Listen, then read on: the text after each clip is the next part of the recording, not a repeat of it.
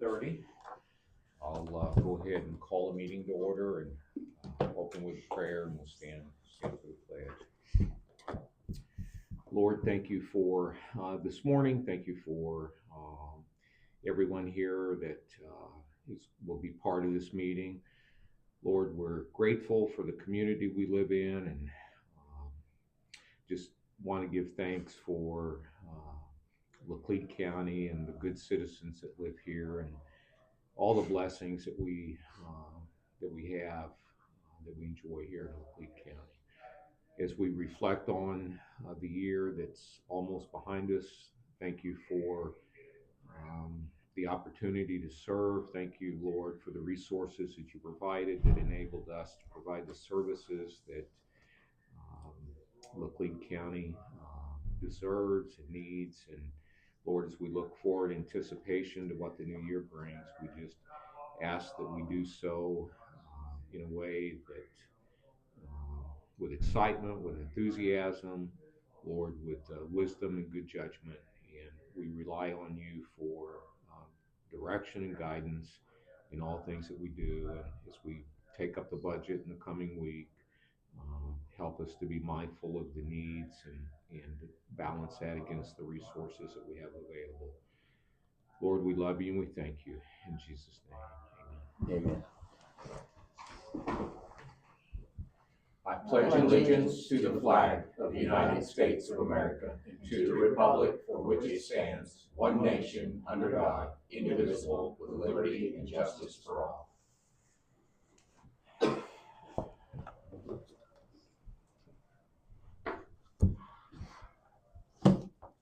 Okay, so this will serve as our public hearing for the 2026 county budget. This is an opportunity for the citizens who want to offer input to the commission as we move forward with our budget. This is their opportunity this morning to do so. Seeing none here, we will go ahead and take up our routine business and general county business. And if we have a citizen come in, then we will make that part of the budget process and part of that public hearing that we currently do as statutorily, and that was all pushed out in the media and newspaper, so the public is aware that this is an opportunity for them to have their voice heard. So, but seeing none here this morning, we'll just move forward with our regular business. And the first thing would be the minutes for December 23rd. They've been presented, and I would entertain a motion to approve. Motion to approve December 23rd minutes is written. I'll second it. Motion second, approve the minutes for December 23rd as presented. Any further discussion? Seeing none, all in favor say aye. Aye. Aye. All opposed, same sign. It's approved. All right, general county business. I have, I think, 3 items here to present. First item is we did receive a request for a refund on personal property. In this case, it's an individual who paid personal property taxes on their vehicle, but it's a leased vehicle and the lease company pays the tax as well. So therefore, they're requesting a refund on the tax they pay.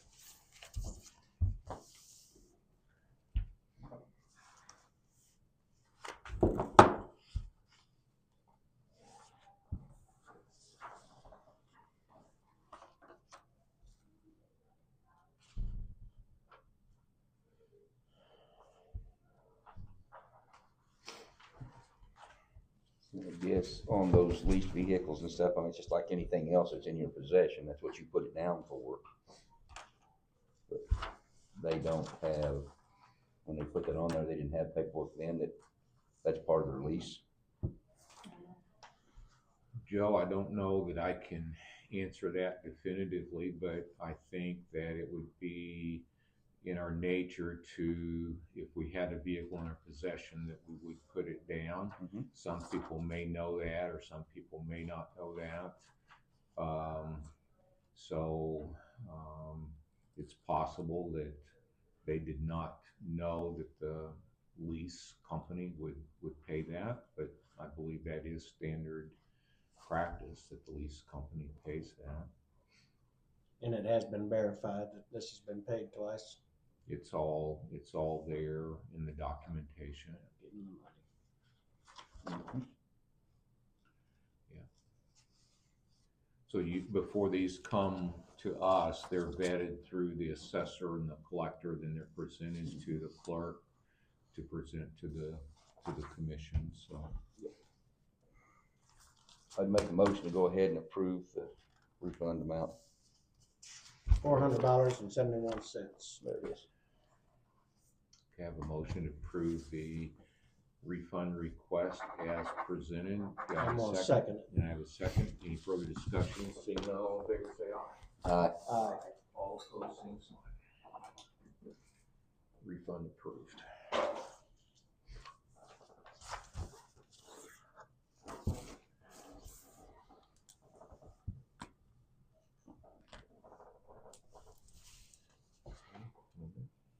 Okay. Next item would be, last week, we approved an agreement with Johnson Controls for fire inspection here, all the components of that. But one thing we didn't have that was requested, but it didn't come in time to make it part of last week's meeting, was the units that we have, the fire extinguishers that we have over Road and Bridge. So Mike had consulted with Jared, and so we've received a quote now from Johnson Controls to perform the inspections over at Road and Bridge, and that is a 1-year agreement, and the charge is an annual charge of $336. And I'll present that for review and entertain a motion. The previous company that we had, and we had a piece of paper here last week with an amount, did that include Road and Bridge? No, Okay. So Merrimack did not have Road and Bridge also in that's there. my understanding, Joe, that's true. Okay. Now we're including. Yeah. Road and Bridge, that'll bring that up. Okay. Still. And Road and Still Bridge, over 1,000. this would be a budget item for Road and Bridge, not maintenance, so it'll come out of there. Correct, so it should be on separate. We may pay it all at the same time, but it would be coded out of two different budgets. Yeah. I think that seems to be very reasonable on my part, so. And they're basically gonna be going over there and recertifying the fire extinguishers Inspection. that are there and on the graders. You know, on the graders, Eric, that's a good question, but those are little disposable. I don't know how many Under your kitchen ounce they sink are. deals. Yeah, so I don't know if those are included, but it'd be the items in the shop. Yeah. Yeah, just take care of it. And this had not been being done before? To the best of my knowledge, no. Okay. If it had been, it was being done and routinely, and none of us really knew about it or questioned it. But it's my understanding that it had not been done at least this previous year. I move to approve this new proposal here for Road and Bridge. I'll second that. Okay, motion is second to approve the agreement with Johnson Controls for inspection of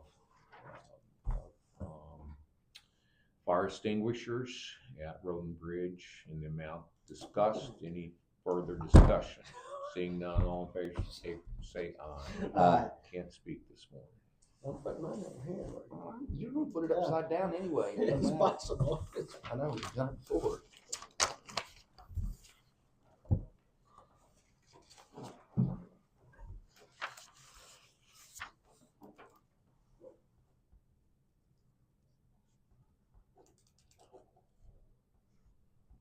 pretty reasonable.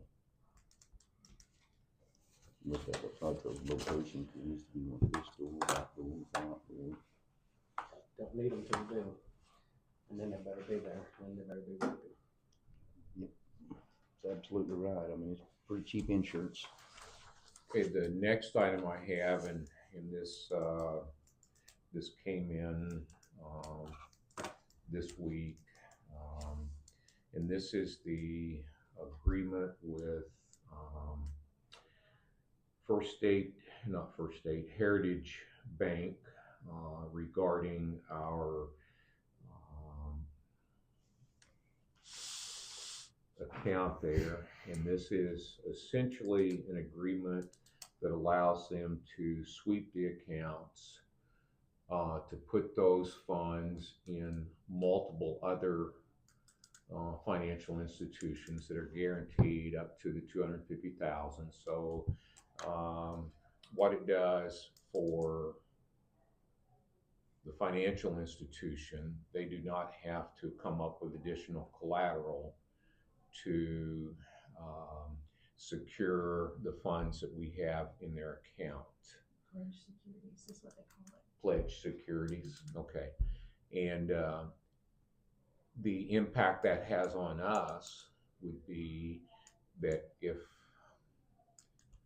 they're able to keep their cost of doing business lower, then I think it translates to possibly the county receiving a more competitive bid when they know that their cost would be less. Their cost would be greater if they have to have those additional pledged securities to do this. This is not an uncommon practice, and it's been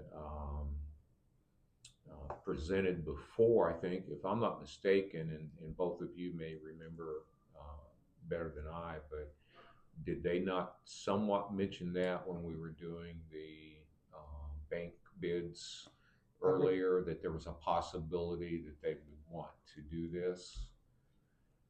Yeah, I believe I remember hearing something on that wasn't on the table at that time, but they would like to present it for later. Right. To see if it'd be something we'd entertain. And of course, during the tax season, there are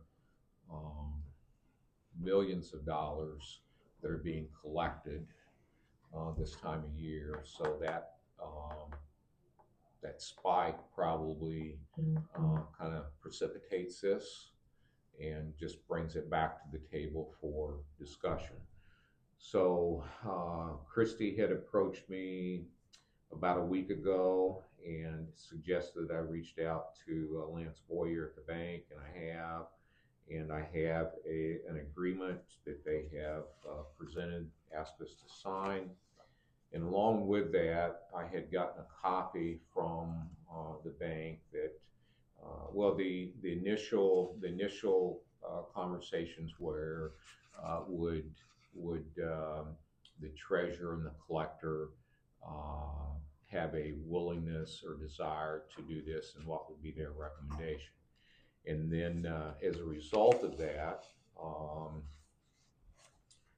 I think Tony did some diligence and actually came up with some exclusions, and I found this very interesting.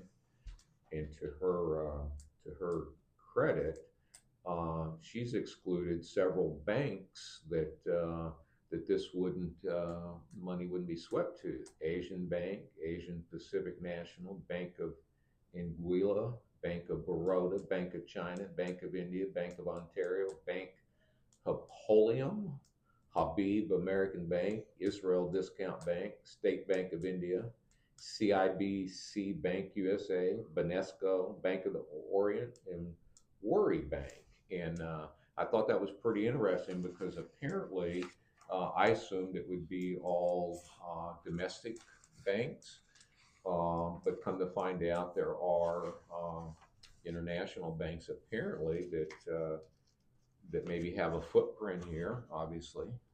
And so I have that information, which I believe would be an addendum to if we proceed with this.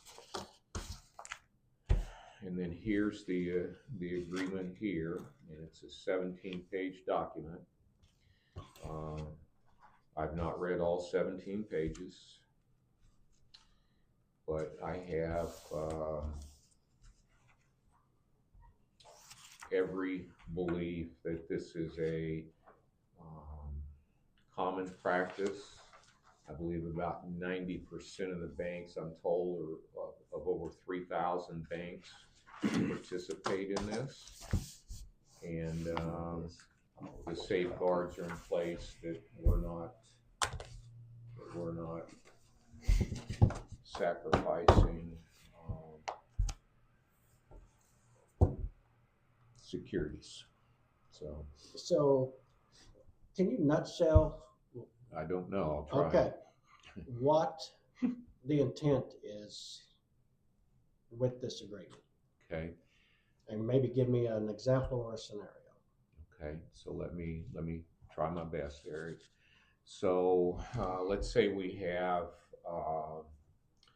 $10 million in our financial depository today. Okay, Okay, so they're going to sweep those funds every day, and those funds are going to go out in increments to different other financial institutions that are part of this network.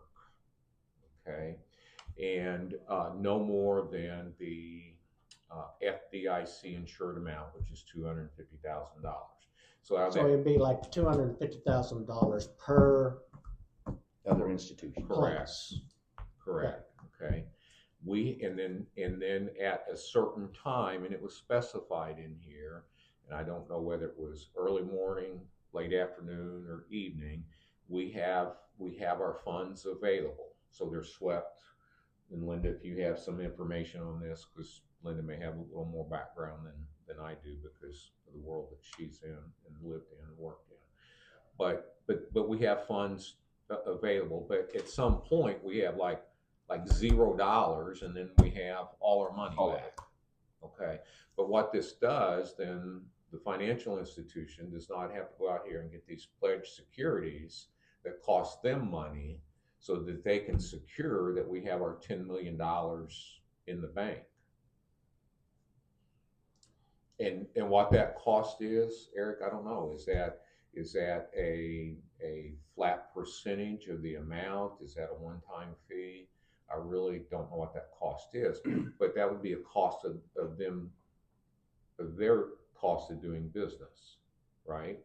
Okay, so for me, the benefit to us as a county is if they can keep their cost of business lower, then that should reflect back to us in a more competitive bid, whether it's this financial institution or who might bid on it in the future. Have we done this before with any of the other institutions? Not that I'm aware of. Okay. Have we? It's very possible we would have, certainly.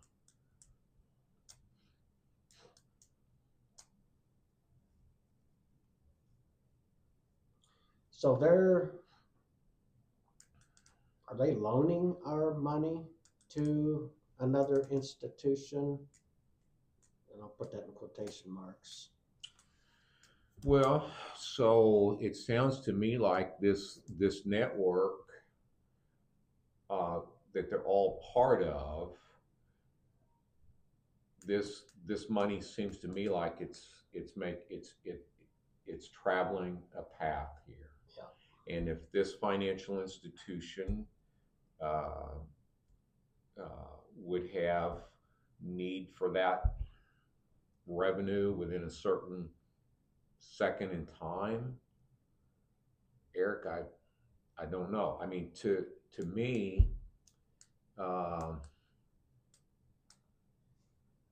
it's going from Joe to Erik to Jack to Linda to Randy and back to Joe.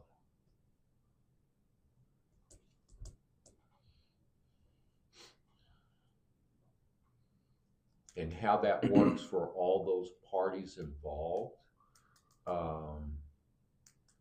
collectively, to me, would be an extension of how it works for one local financial institution. And they're well aware that at some point we're going to be cutting checks, and that $10 million is going to go to one. Right. That's why at a certain time of every day that it's back in it, whether it be 4 o'clock in the afternoon or 4 a.m. in the morning. No. There is a place where they don't hold our money there anyway. Yeah. I mean, that 10 million really isn't sitting there anyway, it's just on the books. Right. I'm not prepared to make an educated, thoughtful decision That's on right. that. Let's I'd like to table it and get copies. I'd like to read over it. Let's get Lance on the phone. I've got his phone number here. Why don't we get Lance on the phone so that we can get the expert to answer the questions?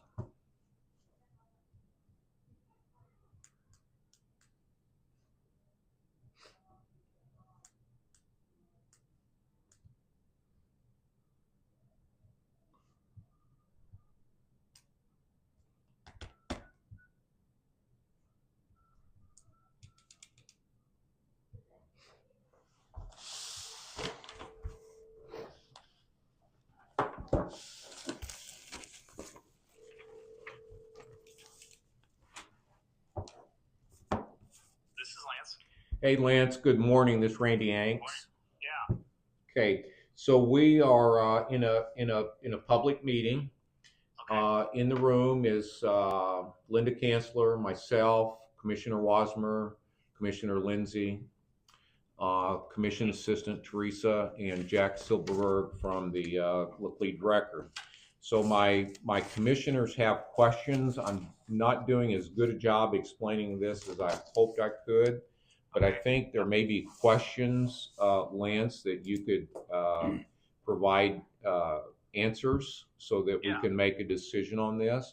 So I'm going to open the floor up. I think Joe and Erik probably have questions for you. Okay, sounds good. Good morning, Lance. How are you? Good, how are you? Doing well, thank you. I probably don't have as many questions maybe as what Erik does at this time. I would like to actually review these documents. I'd like to look over this stuff myself before I actually have a lot of questions. That way I can better inform myself and don't sound quite so ignorant as far as that goes. So that's kind of where I'm at. But if Erik has some, then we can go from there. I do have one main question. I'd just like to hear how this benefits your institution, and then how that might benefit the county. Okay, sure. So it benefits us. So typically, as you know, state law requires that we have either FDIC coverage or collateral for all the county's deposits. And so when we get a large deposit like this, what we have to do is use our bond portfolio to pledge bonds against those deposits, or we can use Federal Home Loan Bank letters of credit. And so both of those, we have kind of a limit on how much bonds we can own, or our borrowing line from Federal Home Loan Bank. So as the deposits come in and we're pledging bonds, then it takes part of our bond portfolio, or it takes our borrowing capacity from the Federal Home Loan Bank and lowers that. Currently, we have pretty much all of our bonds that we own pledged to different public entities, and our borrowing line from the Federal Home Loan Bank is we've got a big portion of that with letters of credits as well. So basically, what happens is every time when more deposits come in, then we take that cash and we have to either go out and buy another bond or use more of that line. And that line's supposed to be available. We get examined on that, on how large that line is and how much it could cover if we had a runoff on deposits, and just some of their metrics that the examiners like to use. So basically what it amounts to is we don't get much benefit from the county's deposits right now because when deposits come in, we have to go buy bonds, so we really don't get any liquidity from that. It just has to go into a bond that we can pledge against it. So this ICS program basically is a program that we subscribe to, where they will place all those deposits around the country in different banks, and so that those are fully FDIC covered, and then we get reciprocal deposits back. So there's a customer on the other end that gives us the deposit, we get their deposit. And so from there, we don't have to pledge anything to that. We don't have to use our Federal Home Loan Bank line of credit. We can, so we get to fully use all of that cash that comes in from the county. And so that's where it benefits us. It helps our liquidity tremendously by using ICS. It helps the county from the standpoint of we bid. I know the situation on our bids and where we bid.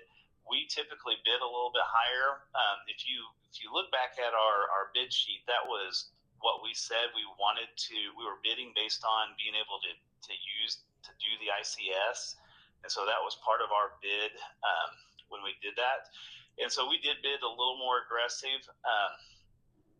I think right now that we're under contract, it doesn't do any immediate benefit to the county right now because we're already under contract for what that rate will be. But certainly us going forward, when it comes up time to bid again, we tell all of our public entities if we can do the ICS, then it helps us bid a lot more aggressive on those accounts at the renewal. So I think that's the main thing. And then it gives the county, it does benefit. There's a little bit of benefit in that. Right now, we're always fighting. If the county comes in with a big deposit, we have to scramble to get. Someone has to catch that there is a deposit made. We have to scramble to get all of the collateral in place, and we do a pretty good job. We've got a pretty good system with that, but there is a chance. There's always a chance that could get missed, and it goes a day or two without being fully covered. And so with this, that is one of the benefits is it all goes, there's a settlement every day and it will settle, and those deposits will get covered automatically. And it's not as big of a scramble for us to get the collateral in place. So I hope that answers your questions. Hope that makes sense. Yeah, it does. But one thing you just said raised an eyebrow. There are opportunities for our deposits not to be covered, insured. So how we will handle that? There is, but what we will, and that's just kind of letting you know. So there is a cutoff, and I'll tell you how I'll explain that, and then I'll tell you what we're going to do to cover that. So there is a cutoff in the day. So if the deposit's made before this, then there's a settlement and everything gets moved over and everything's good. If the deposit comes in after that cutoff, then that doesn't settle until the next day. So there will be an overnight where those deposits aren't covered by the ICS. So what our plan is we will continue to keep collateral so we can over collateralize. So we'll continue to keep collateral to cover any of those deposits pledged to the county. What it gives us though, so I know that sounds kind of backwards because I said when we're trying to get away from the collateral, but we can probably cover that with $5 to $10 million in collateral, whereas right now we're having to use about $20 million in collateral. So it still frees up about $10 million for us, if we just use the 5 to 10. And so then that way we will still be covered if the deposit comes in after. Okay. I think that's all the questions I have for now. Okay. Lance, is this a common practice in the financial world? It is. I know a lot of the CFOs I talk to say that that's what when they bid, they just on public funds, they bid that they want to use ICS. Trying to think, we got a list, and one of the things that you'll see in what the collector sent, the collector wanted several banks to be excluded from having deposits go to them because they have kind of some questionable names there, and so we can do that. We can say we don't want these banks, but kind of get back to your point, the network. Whenever we got out there and got a list of all the banks in the network so that the collector could go through that, it was in the thousands of banks that are in that network. I think it was 20. Don't hold me to this, but I think it was about 2,500 banks that are in this network doing this. So I think when I Googled it, it was upwards of 3,000 participating institutions. Yeah. Yeah. So that it could be. I couldn't remember the exact number offhand, but yeah, 3,000 is probably right on that. So I do know a lot of those banks do that. Public funds is the public funds is probably the primary use of ICS. You can also do it sometimes just really large depositors that wouldn't have FDIC coverage. Would like to have their deposits covered. So there are some private accounts in that, but primarily public funds are the main use for that. So Lance, without divulging any individual other public entity, do you have other public entities locally that may be using this program?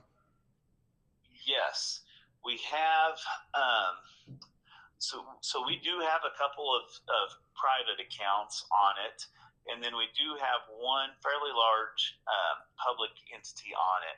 And we're also talking to another public entity who has agreed in principle to do it as well. They just have some issues. They haven't been able to sign the agreement yet either, but they are. We've talked to them, and they have agreed. They have agreed, like I said, in principle to do it, but they haven't. We're not actually there yet with them.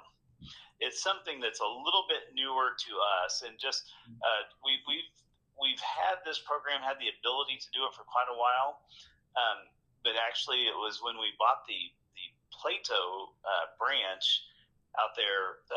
Legacy had done this a lot with a lot of their public funds, and so some of the public funds that we inherited from them were on this, and that's where we kind of got the start and started doing it with the public funds. I may have another question. Is there an easy way within this system for our funds to be made available to local, and I guess I might even go as far as Missouri,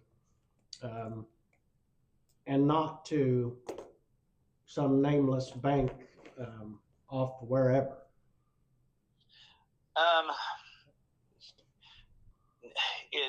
It's not. We can't direct it to just Missouri banks or just to certain banks. Okay. All we can do is exclude banks that we don't, and primarily that's used for. Let's just say that the county went and put a big deposit, bought a CD at a bank down the street. And so you're already over your coverage there. Well, you don't want them getting some of your ICS funds if they're part of that network, because if that bank failed, then they would go in and the FDIC coverage wouldn't cover it because you're already using your FDIC coverage with your other deposit. So that's a big part of it, is so banks can say, hey, we've got funds at these accounts. Now, one of the things that when talking to the collector, and she talked to some of her counterparts who participate in this, there are some banks. Now, all the banks in this are U.S. domiciled banks with full FDIC coverage, but there are some that are I don't know exactly how they're set up, but they'll have names like Bank of India, Bank of this and that. And she went through and excluded those. So we don't have any that look like they're Bank of India or Bank of I don't remember. There was a couple others. There was like a Lance, yeah. I had presented that list prior Okay. to the phone call. Let me back into Eric's question about the local nature of this. So if you have greater liquidity, then you have the ability to put more to make more loans, let's say in the local market. Right. Would that be a true statement? That would be true. That would be true. Yeah. Okay. Yeah. That definitely, if examiners came in and we didn't have sufficient liquidity for what they want us to do, they definitely could put a limit on our ability to loan. And if we didn't have the liquidity, we would have to get funds, probably pay more for those funds, so rates would be higher. So I definitely think we could have better rates and more ability to lend with that extra liquidity. Would it be and Lance, this probably isn't even a question I should ask, but I would say the vast majority of your loans are made locally, I'm guessing? Okay. Yes, we have very few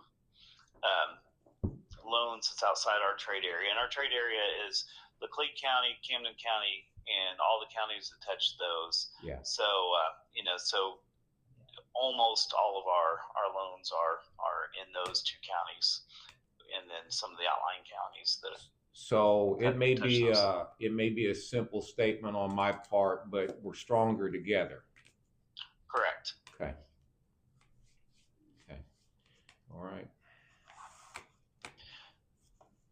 But that sounds great to me, and I know as far as I don't know what conversations have to be public or if you can ask questions outside of that, but I am certainly able and willing to answer any questions. I know Commissioner Wasmer said that you would like to review the documents first and may have some questions there. So I am more than available and happy to answer those questions anytime. You bet. I appreciate that. Lance, thank you. Thank you. Yeah. I'm sorry, was there something else there? No, I think okay. I think Lance, you've answered questions. Your explanation was very important, and I was talking in circles as I was trying to explain it. So thank you. It's fairly complicated, and I understand that, and it's not once you kind of get into it and see it, but it definitely is a different concept and can be complicated to explain for sure. All right, thank you, Lance. All right. Thank you. Yeah. All right. All right, Joe, what's your pleasure? I would still like to table for right now and have some copies. Teresa, would you want a copy of that? Yeah. Would you make me 2 copies of that, please? Okay, that's all I have for my general county business. Is that the one? What's that part This right there? is the same document, except it's the one that lists the banks on it that the collector wanted excluded.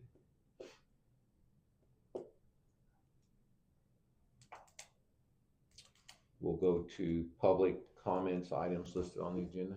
None. Linda, do you have any routine business for us? None. Okay. Any public comments, items not listed on the agenda? Okay, seeing none. Okay. Any other business? Don't believe so. Okay, seeing none. And seeing no one present from the public to offer input on the 2026 Laclede County budget, I will call that public hearing to a close. for the 2026 budget. And then, absent of any other business come before the county, I would entertain a motion to adjourn. Motion to adjourn.